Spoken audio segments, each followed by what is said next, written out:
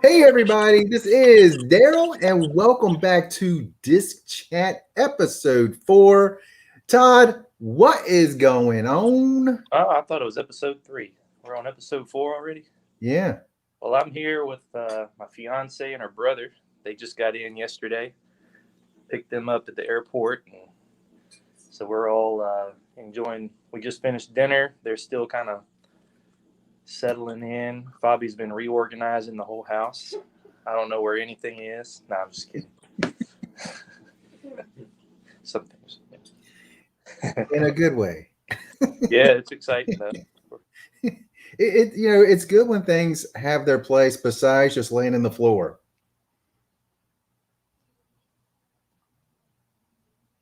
Did you freeze? Can you see me? Yeah, I see you. You just kind of froze for a second. A little bit, but the Wi-Fi is right there. But should be all right. I used to at the bedroom where all my discs are, and it's just too far away from the modem. But organized and stuff, yeah. It'll be fun. She's been working hard today already. And I discovered all kinds of food that I had in the pantry that I didn't know about. Like, oh, I hit that. Oh, that's expired. Oh. Somebody must have left that before they moved. Yeah. All right, let's start off with our games. You been playing any? Last time I played was Tuesday night. Not this past one, but the week before. Because this past one I had to get ready for Bobby. But that's the Foundation Disc Golf Weekly, which is really cool. I love going there. It feels like a tournament, really. And it's just, but it's a handicap league, so they'll give you a handicap based on how you score the previous week. And so I'm like last week I was in third place out of like 50-some people because of my handicap. So I have a handicap of 10 strokes. I do want to go there and play just because I haven't been there yet. So you play the short on that? Yeah, shorts. And is that 18 or 20 holes? The shorts are 18 holes, but 18. For the weekly we play 19 holes because hole 20 is like on the way back to hole 1, so we just threw it in there. All right. Is that the one that got that little fence right behind the hole? Yep. All right, because I've seen that on the Foundation Disc Golf on their channel. Yeah, and that's the same basket for longs or shorts. So. Oh, okay, cool. Yeah, it's cool. right. Nice. I've been playing a little bit, having some frustration. if Todd has read my text, he's like, "Gosh, he needs to quit playing." No, that's part of it. Oh my gosh, dude! I just bought some new discs. I was really liking one of them. It was a leopard. It was a little bit lighter, and I was throwing it really well. And I let it go a little bit high, hyzered a little much. It ended up in the middle of a creek. Dang, it happens, man. It's like, dang it. Just to help it. Yes. But it's all right. Yeah, sorry. But it's all right. You were breaking up. But I played today, played pretty well, except, again, I have that one ball pole every time I play. But it's good. You all right? Sorry, we're having internet problems, I think. Got a couple more people on the Wi-Fi. It might be bogging down the broadband. You are? But I got her.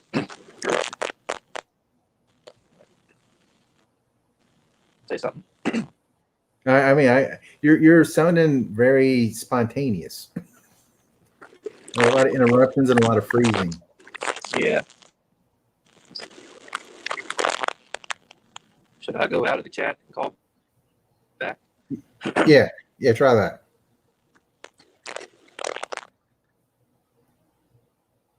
Anyway. Well, while we're waiting for him to come right back, technical difficulties. That's how it is. Everything works great until we get things going. That's funny. So I will go ahead and talk about the new discs I bought this week. I bought a leopard, and then also bought a, let's see,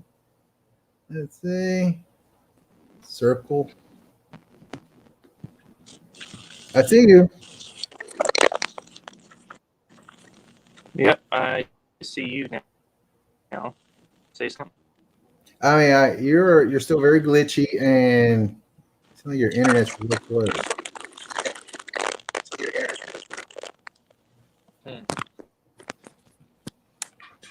Just go in here, close to the router. Can you give me a charger? I'm right next Technical to the router difficulties. here. It's all right. I don't know what else to do. All right. Try. It's frozen. I see an extreme close up of your face.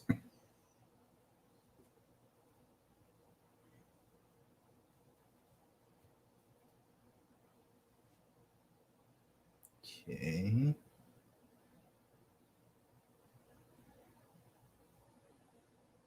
Okay, I'm going to take him out while he tries to get that reset. And while we do that, I'm going to go ahead and go through my new disc that I got this week. Hopefully, he can make it back and show what he got and then go on with our talk. If not, we might have a very short podcast. So, first off, I got a new Leopard 3.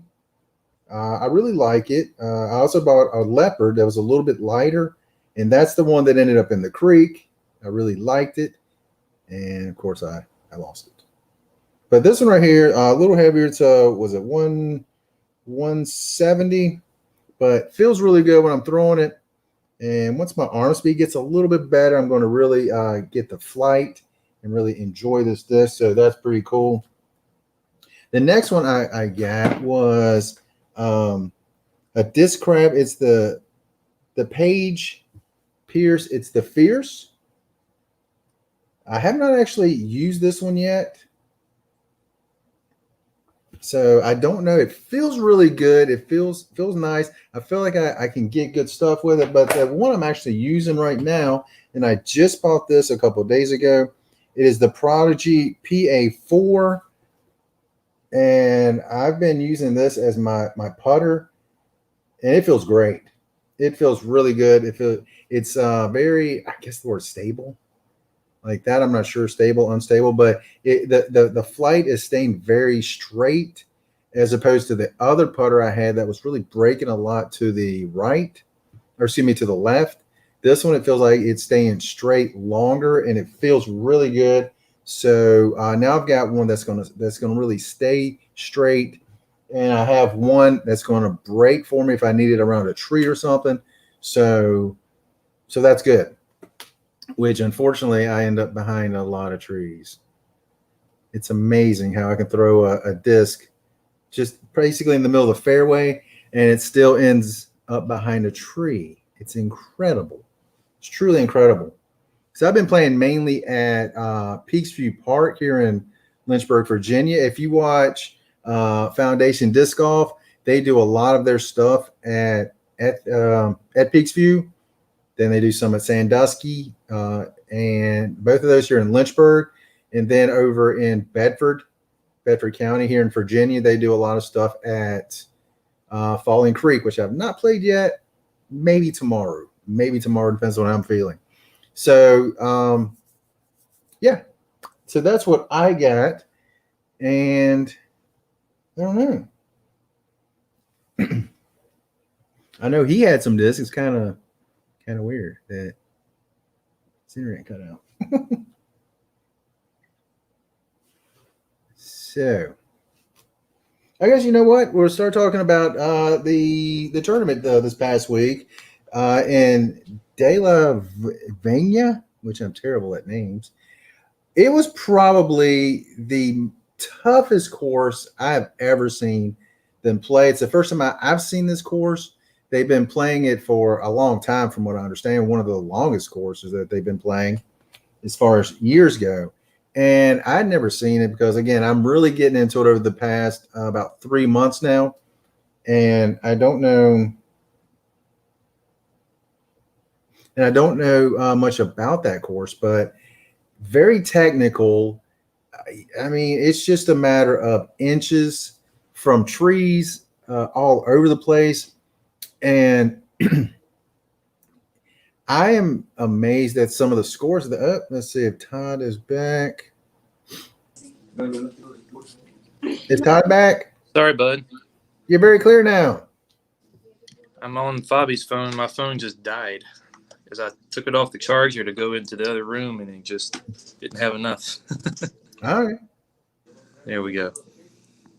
Sorry about that. It's all right. Have you been live the whole time? Huh? Have you been live the whole time? Yeah. Oh, okay. Yeah. What you been talking about? I showed my discs, and I started talking about Santa Cruz at De La Venia. Nice. De La Venia. Yeah. Do you want to show your disc, or do you want to go straight into the talking about the? Okay. Real quick. So before the airport, when Bobby was arriving, I was really early, and I went to a disc golf course close by, and I didn't have my discs with me. I had my car empty because I have a tiny car, and they had a ton of luggage. So I was just walking around the course. I was like, maybe I'll find one, and sure enough, on hole 17 there, I found this Destroyer. It's pretty cool. Super beefy, crazy overstable. I'd throw it straight, and it just turn and dump. So it's not for me. But no name and number on it. I just kept it, so maybe I'll work up to it.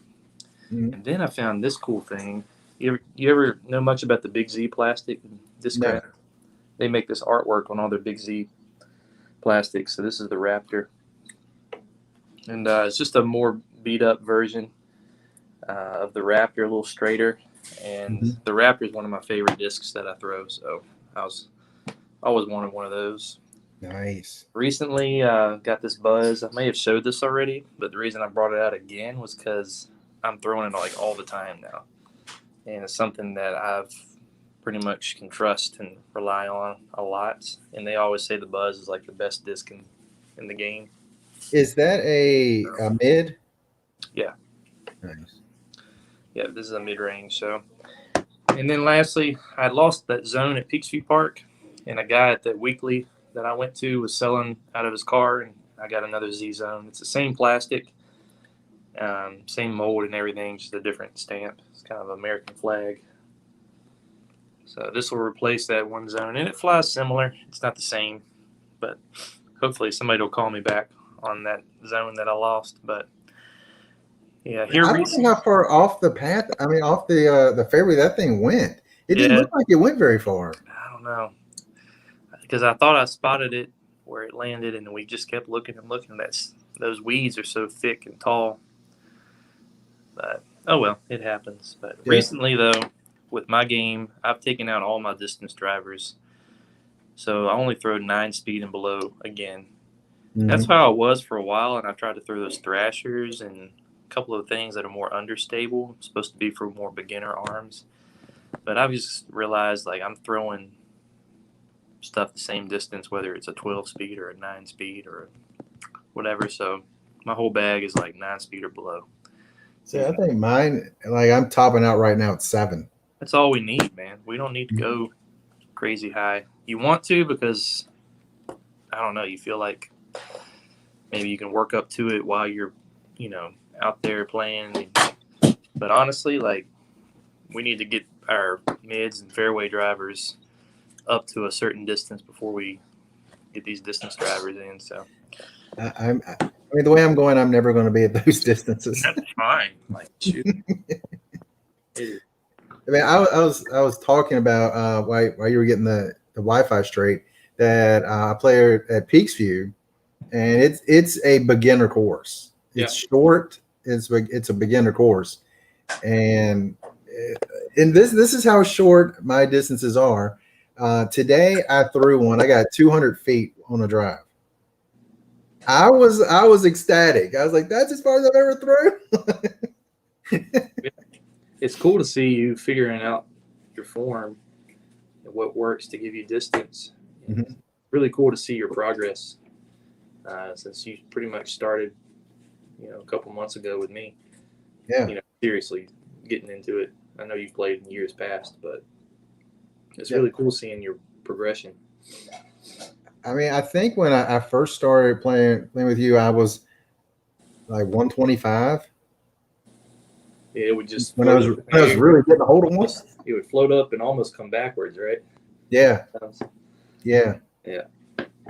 And I'm learning the disc that is going to give me a little bit more distance and everything on it, like the leopard and my stingrays in particular are the ones that's really getting me at that little bit more distance. So I mean, I'm parring like some of like what's that one's like hole two is like 260, and for me, I mean, it was really if I got lucky, I could get a par, but really it was a bogey hole for me, and now I'm bringing it in to where it's really a par hole for me.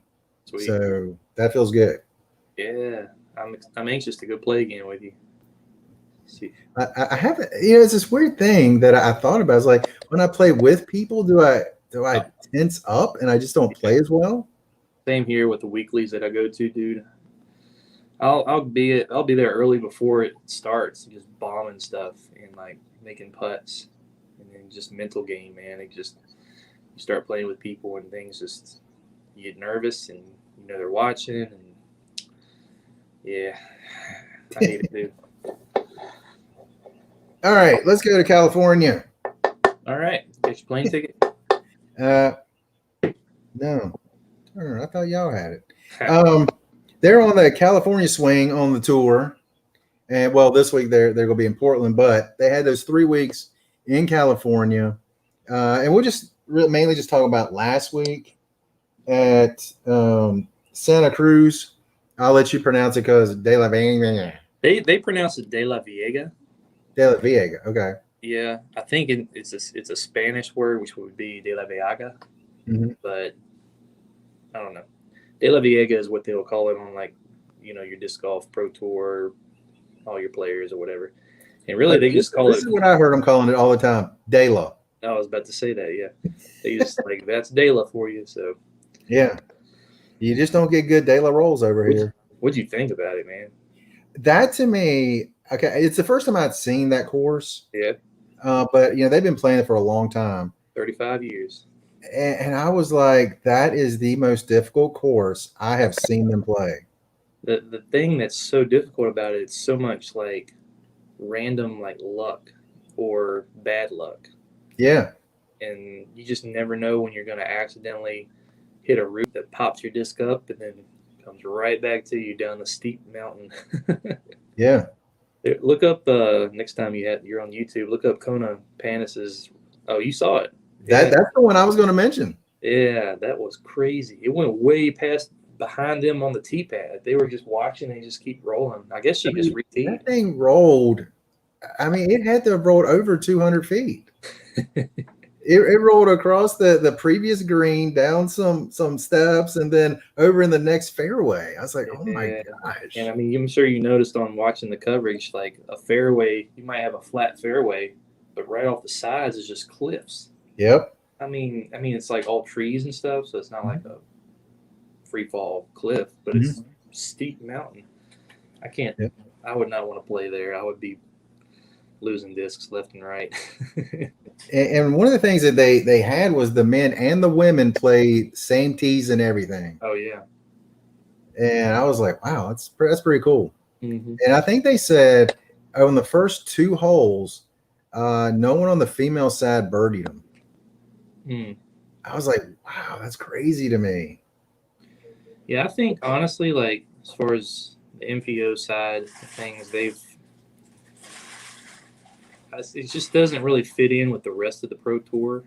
Because I feel like for the Pro Tour, like if you're gonna have an Elite Series event, it should be kind of all like similar layouts, not like the design, but like instead of having 24 holes, a random like 24 hole like tournament. That's just weird to be on an Elite Series event. It needs to all be like 18 holes and similar structure so that you can have that consistent like stats to look at and know that looking back in the history, that it's no kind of weird random tournament that just has 24 holes on it. It's weird. I know they changed the starting on it too. I think they were starting on hole. Gosh, what was it? Hole 5? Oh, so there's a tournament layout instead of Yeah, the regional. or something like that. Or maybe the 5th hole was their original first hole. I think because they had the what they call the view of the world hole. The world. Yeah. That was a beautiful, beautiful thing. Now that would be cool to throw off of just a disc that I didn't. No, Kevin Jones. I think it was Kevin Jones. No, it wasn't Kevin Jones. It was someone in his group on day 2, I think, threw one in the parking lot. Oh, yeah. And he was like, I don't know. It sounded like it hit something really hard. Wouldn't want to park there. Great Lakes Open has a parking lot next to hole 18, and they get a lot of cars get hit there. You'll see that when later in the year when Great Lakes Open hits. But yeah, that's a crazy hole. Some of the guys 500 plus feet, and they're putting it inside the circle. Oh, men and women. Yeah. I mean, there were women going across the road, and I was like, oh my gosh, it's awesome. And to see it in person. I'm excited for you to go to that Battle for Bedford in September to see like Paul play in person. I think it's incredible to see the disc shoot out of his hand. Yeah, it just goes and goes and goes. Yeah, and like I say, I'm only throwing like 200 feet now, and it's funny to me to see the disc go and not just come down. It's getting that little bit more, and to see somebody throw it 3 times that far, would be crazy to me. Just be crazy. And to me, I felt like it was a course with skill, but also a very luck course to me. Yeah, that's one thing I think is a bad thing about it. For the Elite Series, I don't think they should maybe they keep maybe some A tiers there and stuff, but like I said, once again, you just need that consistency on the Elite Series tours and stuff, because somebody winning De La Vega is it's pretty cool, pretty awesome feat, but at the same time, you kind of got some good breaks to get there, which happens in other tournaments, but not as much there. What's up, Fish? What's up, I mean, I did enjoy watching it, but there were times I was frustrated. Like, gosh, which also brings to the table. 2 weeks ago, I heard them talking about the 2 meter rule. Yeah. And my first thought was, not having any clue what the 2 meter rule was, my thought was, well, if a disc goes out of bounds, well, they get 1 meter. Oh, yeah, no. Yeah. And so I was thinking, so in California they get 2 meters now? Is that what that is? And I looked it up. I'm like, no, if it's in a tree, if it's over 2 meters, it's a penalty. I was like, well, that's odd. Yeah, I think they need to get rid of it in all states. It's just, I don't know. I think California courses, they just feel like with their designs, their course designs, they want the players to be less inclined to go the easy way, to just spike hyzer everything, because the talent today is crazy, where they can just bomb these hyzers 500 feet and land it in a circle, where they designed the hole to be more in a tunnel shot or a bend or something that you have to form and shape with your disc, and they want players to be less incentivized to go the easy route. But honestly, I think it causes more bad than good, because I get that rule, but there's other ways around avoiding that, like putting in mandatories, like mandatories, changing the basket locations. There's other ways to do it, but you can have some bad breaks with that if you skip. I mean, if your disc skips and just happens to be in a bush that's a little bit taller than you, that's a stroke penalty, and that's not. It's just not fair. I think it was Big Germ. It might have been in the practice round. He threw one and it hit a root, and it looked like it went 20 foot in the air. Yeah. It just launched. I was like, I've never seen one go that high. Hey, they got some spin and snap on those discs, man. They're spinning like crazy. I was like, wow, that was pretty cool to watch. Yeah. And one thing cool. Well, winner on this one was Adam Haynes, which I'm probably mispronouncing his last name because I'm very good at mispronouncing names. Yeah, it's Adam Hammes. Hammes. I was close. I wasn't close. It wasn't close. You're going to see him in Battle for Bedford. Oh, nice, is he? Did we? Well, we'll get to Battle Bedford in a little bit. So, I'm really anxious to find out who else might be coming. Of course, Paige wins again. She's back, man. Everybody thought she was done for the year. Yeah. They Well, were I worried didn't know about it. because I didn't think much about it. I just know sometimes you have bad luck. Sometimes you're, and I was thinking about this with my game, which I'm not anywhere near where they are. But to me, it's like if you're off your release point by, like for those guys and girls, if you're off by an inch or two, that is a huge amount further down. Exactly. So, and I'm just thinking maybe she was just off a smidge.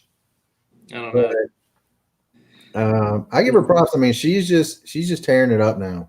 Yeah, and she's pretty much back to like one man race, and everybody played for second almost. It was close. Who was with her? Who was with her? Katrina Allen was up there, and then she had a bad round. Panis, was she in there for the last round? Panis was in there, yeah. Because I think she was second, like 3 strokes back or something. Yeah, that was it. But last round, I don't think many of the women played that round too well, except for Paige. Paige did worse than she did the first 2 rounds. Yeah, she was 4 over in that last round. But she maintained that lead enough because the rest of them I was like 7 over or something, 8 over. Yeah, I mean the women's the final. Paige finished at +1 or 1 over. Let's use proper terminology. Yeah. And in the men, first place was 33 under. That blows my mind on that course. Yeah. To be consistent enough on that course with all the possible bad breaks you can get, that's pretty good. And it made me think about something because I was thinking a few weeks ago when we talked, and I was like, they need to make them tougher. And I really, when I started looking back into some of the scores, like the top 4 to 8 really have great rounds. And then everyone else is a little ways behind. So I'm like, you know what? I don't think they need to make it tougher. It's just the top players are just that much better. Yeah. I wonder what's going to happen in the next decade or two when players are going to actually come up to that level as well, where you have like 40, 50 players that can play at that level. Then you're probably going to have to look at some new designs or whatever. But I don't know what else you can do. Maybe extending the circle. We talked about that, didn't we? Or, distance, man. It's just they have like OTB Open. That was supposed to be a course. I was hearing before it happened. They were thinking that players were going to have to win with like single digit under par. Yep. Like 8, 9 under for the whole tournament, and they crushed it. I mean, Eagle McMahon was crushing it. And I forget his score, but it was probably 20 some under, I think. No, I think it was more than that. Yeah. I think it was a 4-round tournament, wasn't it? Because that was the week before when Ball won. Yeah. So I think you're right. I think he was in the 20s. So they pretty much debunked that. So what do you do? Yeah. They're just crazy good. Okay, something I heard today when I was watching the press conference, and I don't remember who it was. I think it was ever who designed the course for this week, and they were talking about in the future, and when they were talking about future, they're talking very near future, is possibly getting more on the golf courses and getting rid of a lot of the tree, going in through the woods aspects, because one, for fans, it's hard for fans to see when they're in the woods and everything. And then TV, it's hard for TV to have really good coverage when players are in the trees or in the woods. And, when you have the golf courses, to me, that just sets up for the bombers. Pretty much. Eagle McMahon, Ricky, Simon, when he gets healthy, yeah. They love those courses. Greg. Yeah, I'm Brody. Brody can bomb. Dude, he has quickly improved his distance and just consistently over 500 feet, just bombing like at Goat Hill. Yeah. When he was on lead card. Yeah. Yeah. Yeah, I honestly don't like ball golf courses for the disc golf. I don't either. the fun thing about disc golf is shaping shots in the woods, and like Paul's course that he designed here. Mhm. He has that's what I think like Pro Tour should go towards is like a mix where you have bomber holes Mhm. like a ball golf course would, and then you can go into the woods and have tight lines that you have to hit, and then you can have like some of those hybrid holes that's maybe you're in the open thrown into the woods or in the woods thrown into the open. But mixture, I think, is where they need to go. But it's just it Yeah. seems kind of gimmicky when you just have Yeah. all these like golf greens that you have to avoid that are OB and like Yeah, that to me is ridiculous to me. It's like you have a pin and 3 feet away is a green, so you can't go into that green 3 feet from the hole. It's like that's how they design these courses so that it brings that difficulty to it. But it's just then all the rollers, it's just roller after roller after roller after roller, which just on coverage, I think it gets kind of redundant. So I don't like rollers. I don't like them at all. Mainly because I can't throw one, but that's neither here nor there. I don't have a roller game either. I've tried before, but Last time I threw one, it went about 50 feet, kind of spun around. I was like, yeah. didn't work at all. No, I do throwlers. They call them throwlers, where you intended to throw the disc in the air and it overturned and went to the ground. Oh yeah. So, Gosh. I mean, I really do think they're going to need more made courses specifically for disc golf that's also made for fans and television, which I don't know how they can do that. yeah, it's. I mean, I haven't played at New London at Paul's course, so I really don't even know in my mind if they had 1,000 fans there, and then you have TV there recording it. I mean, would it work? I don't know. No, you're not going to be able to watch every hole. You're going to have spectators going to the next one or something. Yeah. Because some of those tight wooded holes, it's just no. I mean, if you go off the fairway, you're in like a bunch of, grown up stuff. So spectators can't stand in the briars and the poison ivy and stuff. So I mean, sure they can. If you want to see it that bad, I guess you can. Not me. I will say this: I was watching. I think it was the 2019 or 2018 Women's European Open. Mm. And they have a ton of fans that go to those. And I'm just like, wow. If we have courses here, kind of like the one that I was watching, I was like, that would be amazing. Yeah. I think that's what they're trying to do with these ball golf courses, I think. Mm-hmm. Like, there was players that liked OTB Open's designs because they did incorporate a lot of trees and like low ceiling scenarios. Yeah. So it was better. It was probably the best one I've seen as far as the design goes, but I still don't like the random greens that you have to avoid. And, I just overall disc golf courses like Maple Hill, Great Lakes, Idlewild, all these tournaments coming up here in the late summer, those are going to be the fun ones to watch. And De La Viega's fun, even though the randomness is not fair. It was fun. I think more entertaining for me to watch than OTB Open. So I really enjoyed watching it, but with some of the camera shots, you can't feel the elevation changes. Oh well, sure, yeah. But I mean, there's no way to really show that properly because, again, in the practice round, Big Germ was like, "I hate this hole. It's just so uphill," and it's like I can't see that. Yeah. But I know one of them they said was like 275 feet par 3, and they said it was like a 425. Yeah. It's like, gosh, that's crazy. Oh, and you mentioned that where players are going to be in the future. And it made me think again of some of the European players. Mm-hmm. There's a European player going to be playing this week. Oh, cool. I don't know what his name is. Or if it's Seppo. I think I don't know what his name was. But I was watching the women again in that European Open. And there were two in particular. Henna Henna Bloomrose. Mm-hmm. And Paige was like, if she comes over and plays full time in America, she is top 3 right now. And this was 2 years ago. Yeah. And watching her play, and that I was like, yeah, she can be really, really good. And then Evelina, I know I'm gonna mispronounce her last name, Salanine. I don't know. She's one of the last 2 Europeans because I've been doing the grip 6. So she's one of the last 2, and I was like, this lady is amazing. She destroys the field.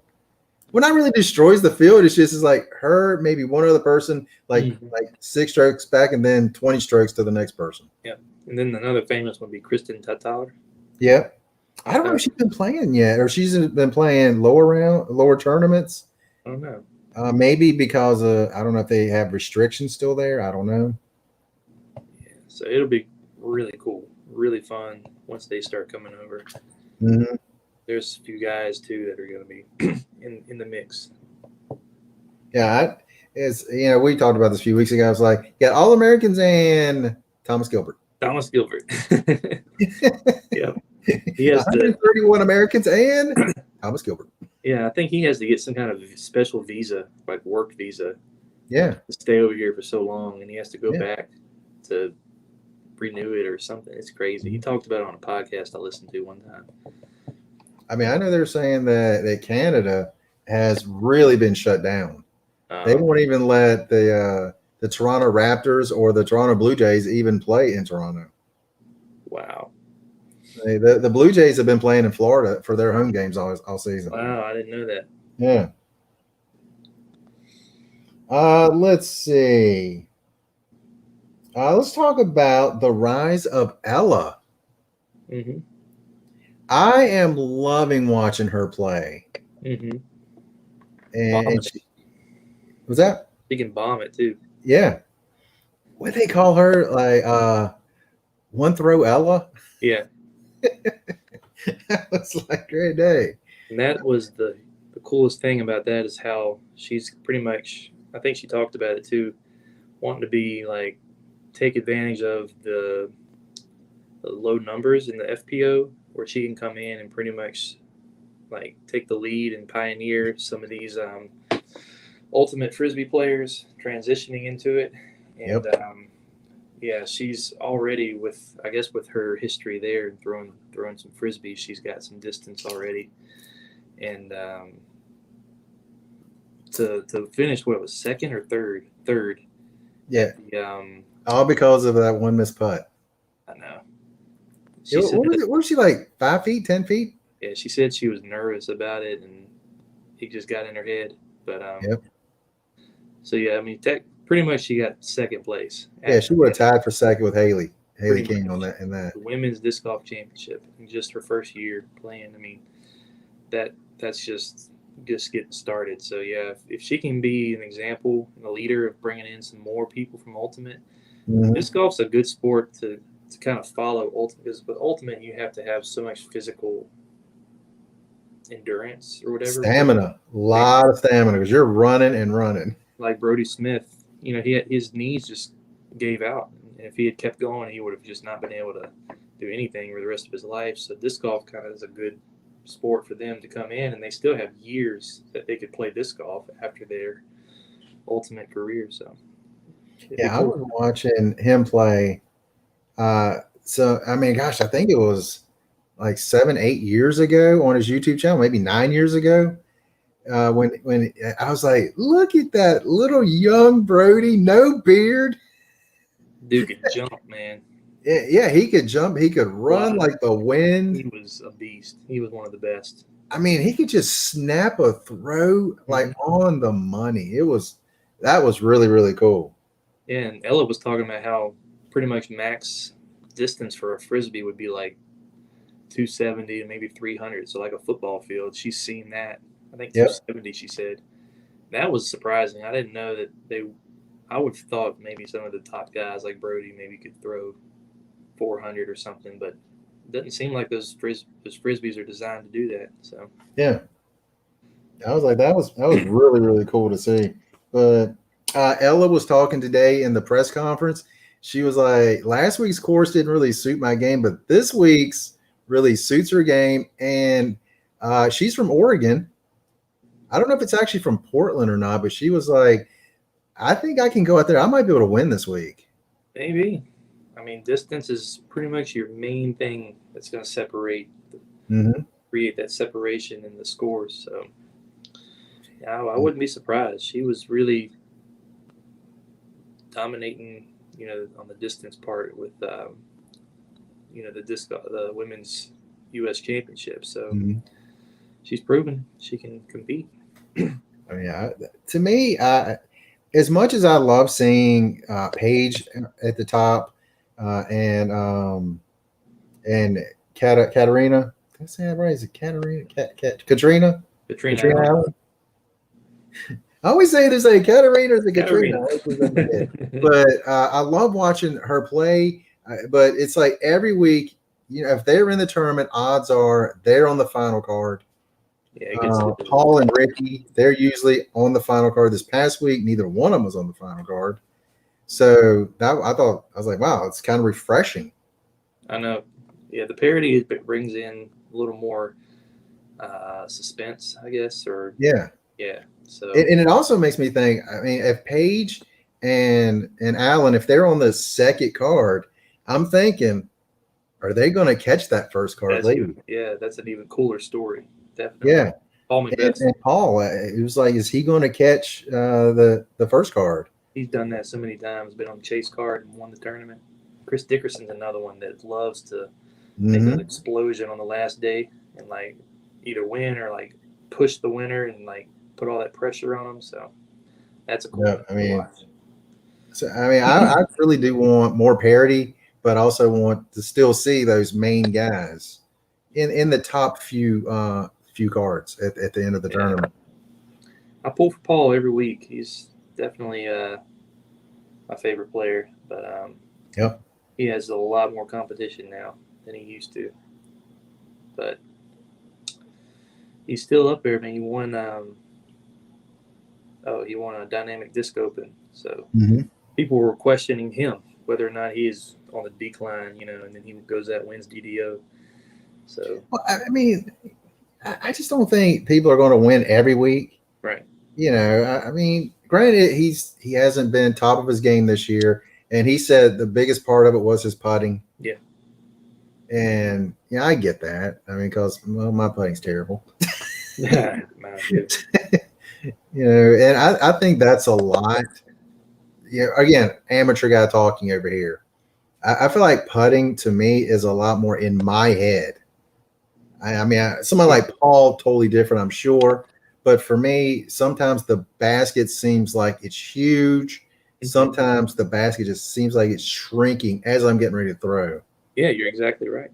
It's mostly mental because as soon as you get your stroke where it's consistent, you have consistent release, consistent like motion. It's all about your mind. You just have to put it in the basket, and then when you think about stuff that you allow in your head, where you're at on the scorecard, or who's watching, or you miss a putt on the last hole and you can't just get that out of your head. It's mostly mental, man. Definitely. Back in this last tournament as well, someone that gives me hope in the future of being a professional player, Julianna Korver, 50 years old, making the final card. I know. I was like, that is so awesome. She took, 12 years off or something? Mm-hmm. It's like, wow. Yeah, she has a really cool story. She went on Smashbox and talked about it, and just how shy she was back in the day, and she would get her anxiety and her stress just having to get out there in front of us. Those few spectators that they had, and the struggles that she had, just kind of mental struggles that she had that she fought through. But it shows, the talent she's got. She's able to compete today. Some people would argue back in the day they didn't have much competition. They would, because she won several world titles, and there wasn't a whole lot of women playing. 5 times. Her, because I'll let you finish, then I'll tell you. I was just going to say today she's competing with them, so it shows the talent. She really is. So, because today she said they asked her, at the World Championships. Are you shooting for that? She goes, I'm shooting for it. And then they said, you think you can win?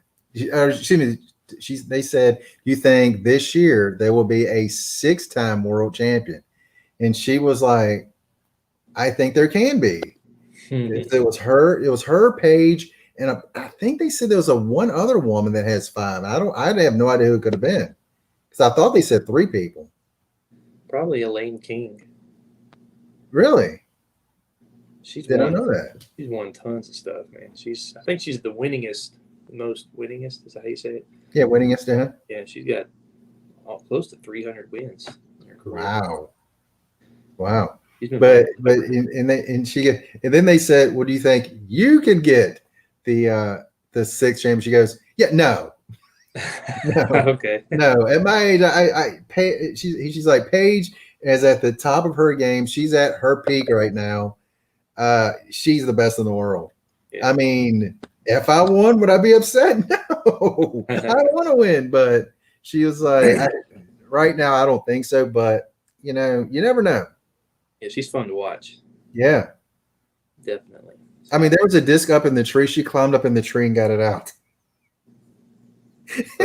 I was like, okay, you young whippersnappers, why aren't y'all doing that? Yeah. Had a guy I was playing with. He was able to just climb up these trees like nothing. He was loving it too. Somebody had a disc up in the tree. He's like, "Oh, dude, I'll get it." He's just climbing up the thing. Like, I was like, "What in the world?" It's dangerous too, man. He was going up there.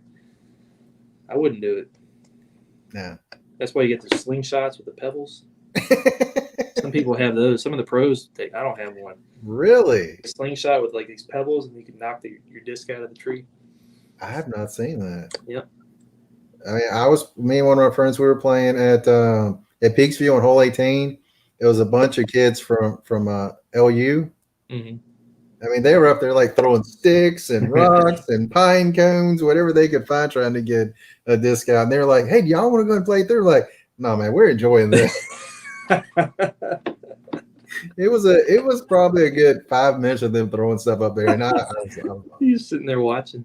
Yeah, Falling Creek. I think this is better than actually playing.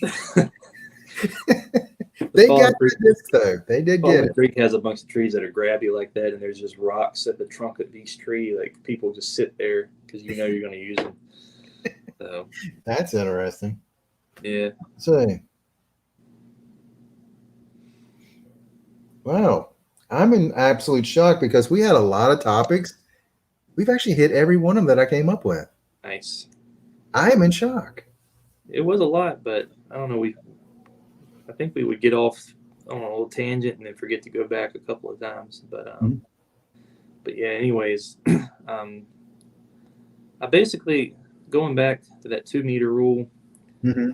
I get it, but the consistency is the thing, and they were talking about it on Foundations Grip Locked, and like how it's just the worst rule in disc golf, and for the Pro Tour and the Elite Series stuff.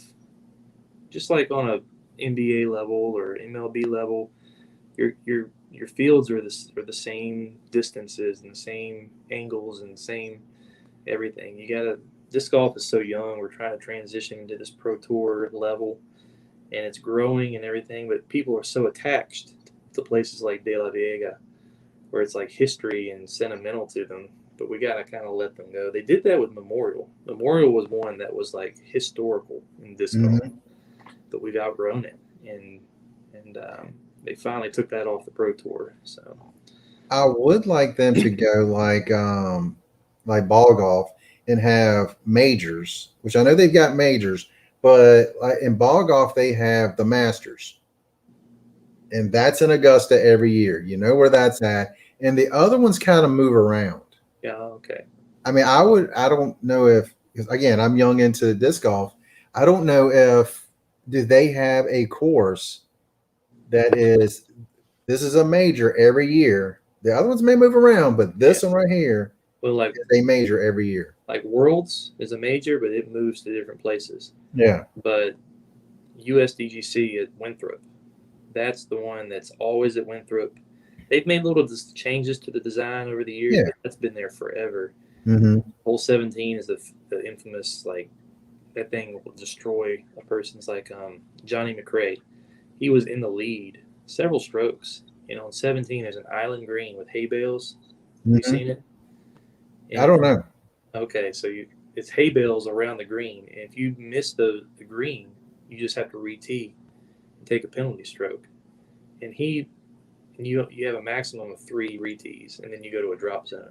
And he missed it all 3 times. Had to go to the drop zone. He ended up with like a 9 or something, I forget.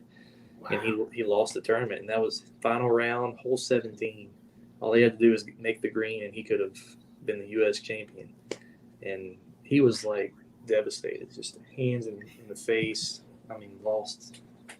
So I'm sure I would be too. Wow. The Winthrop is one of the majors that's always there. That's really sentimental, and people are talking about how it's kind of like being outgrown a bit. But I think they have room to change things at that campus. So who knows? But I mean, one thing I get wanting to change the course and stuff like again in ball golf at Augusta for the Masters. They've lengthened it a little bit, but it's still pretty close to being what it was 20 years ago, 30 years ago. I mean, it's not exactly the same, but they've lengthened it. They've done a few things here and there. But to me, if the course is what it is, you've got these guys playing it. They've got to beat the course, and they're competing against each other. To me, it doesn't matter, if they change the course or not. I mean, the scores are going to be lower, but I don't have a problem with that. That's the debate. Some people are saying that they don't want the scores just keep where you have to have a 16 under round for 3 rounds straight in order to win. Some people are like they're not wanting that to happen. So some people they're like they like to see that, if the possibility of having an 18 under like Paul did a couple times, like that's something that people get excited about. But that's the debate right now. So. Yeah, I mean, I just don't. I mean, I do think that will still separate people because the best will still rise to the top. Oh yeah, so they'll find a way. They're so talented. Have you heard about the 4th major they're making 2022? It's called it just left my mind. They're making a new major because everybody was calling for a 4th major that they wanted, and it's not Players Cup. I don't know what it is, but basically everybody's like Paul Macbeth and a bunch of people, Eagle, Ricky, like a bunch of pros just went off. They don't like it because they're going to play 4 rounds of stroke play. And at the end of the 4 rounds, the top 4 players are going to play 2 rounds of match play. And that's going to decide a major winner. And they're starting it just next year. And then people are like in an uproar when they first announced it. I think they're still going to do it even after the negative feedback that they got. But the players are just wondering, like, why are they making this a major? Why not? They've never had a tournament like this where you have 4 rounds of stroke and then 2 rounds with the top 4 that you just restart. You don't have the same scores going into the round. You restart and do match play. So it'd be interesting to see if they keep it or not, because Paul and a bunch of the top guys, Eagle, Paul Ulibarri, all of them were just voicing their opinion on how they don't like it.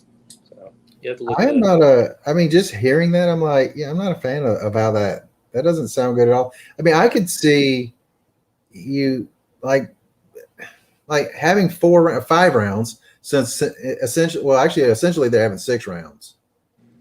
Yeah.